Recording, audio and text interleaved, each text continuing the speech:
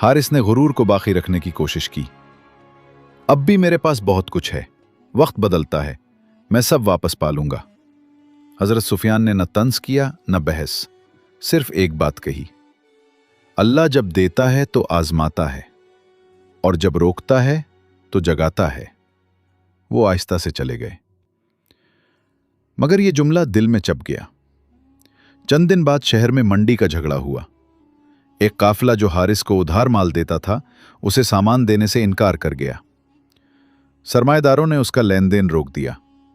दुकानदारों ने रकम मांगना शुरू कर दी।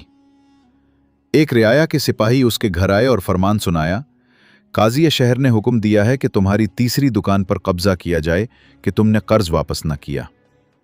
ये सुनते ही रबिया की आंख से आंसू बह पड़े, मगर वो खामोश रही।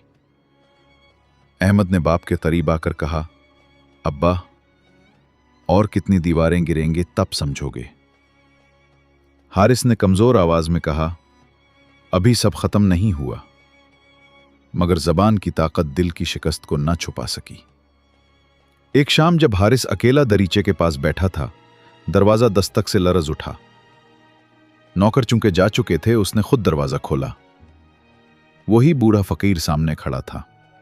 चेहरा सादा, लिबास पुराना, मगर आंखें रोशन। फकीर ने कहा, अब सर्दी तुम्हारे दर पर भी उतर आई है, मगर फिक्र न करो, अल्लाह जब दिल तोड़ता है तो रास्ता भी बनाता है। हारिस के पास जवाब न था। उसने पहली बार खामोशी से दरवाजा बंद न किया, बल्कि सर झुका। रात को ख्वाब में उसने देखा कि एक ऊंची इमारत गिर रही है और उसके मलबे में वो खुद भी दब रहा है। कोई आवाज कह रही थी, सजदा कर, वरना जमीन तुझे झुका देगी। वो हड़बड़ा कर जागा। सांस फूली हुई थी, मगर इस बार हुरूर की बजाय खौफ दिल में था। इसी रात अहमद ने तहज्जुद में सर रखा और अल्लाह से कहा, ऐ रब, मेरे बाप का दिल खोल दे, इससे पहले कि वो सब कुछ खो दे। गरीब की दस्तक, नुकसान पर नुकसान, बाजार की जिल्लत और अहले खाना की खामोशी, ये सब मिलकर हारिस के अंदर वो दरार पैदा कर चुके थे जिससे गुरूर टूटता है। सुबह जब फजर की अजान हुई तो पहली बार उसने चेहरे पर पानी डाला, मगर नमाज न पढ़ी। बस बैठकर सोचता रहा। उसके हाथ कांपते थे, आंखों में बौखलाहट थी।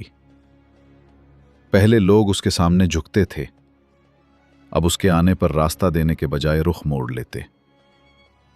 कुछ तो सरगोशी में कहते, ये वही है ना जिसने फकीर को दुत्कारा था। अल्लाह को देर है,